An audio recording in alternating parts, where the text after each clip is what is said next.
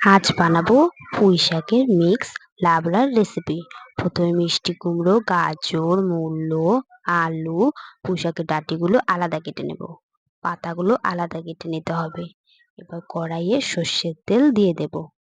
তেল গরম হয়ে গেলেই ফোড়নে জিরে, তেজপাতা, আদা কুচি দিয়ে দেব। দিয়ে ভেজে নিতে হবে।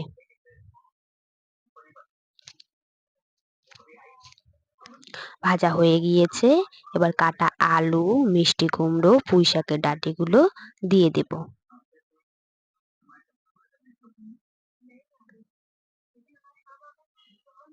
এবার স্বাদ মতো নুন দিয়ে দেব। দিয়ে খানিকটা ভেজে নেব।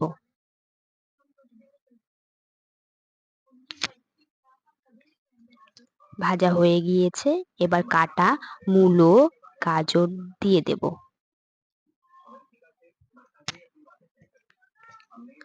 পরিমাণ মতো হলুদ গুঁড়ো দিয়ে আবারও খানিকটা ভেজে নেব।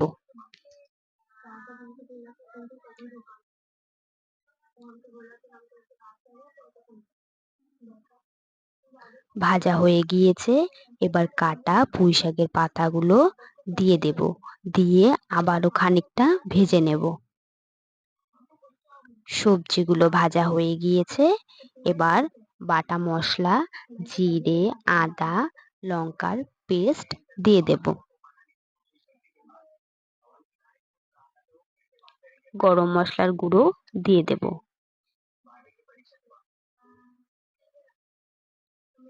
এবার সবজিগুলোকে কষে নিতে হবে।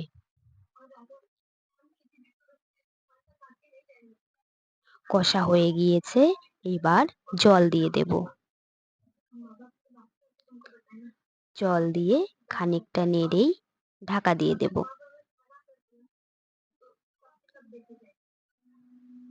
এবার ঢাকা তুলে সবজিগুলো সেদ্ধ হয়ে গিয়েছে। জলটাকে শুকিয়ে নেব।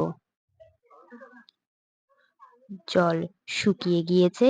এবার স্বাদ মতো চিনি দিয়ে নেব।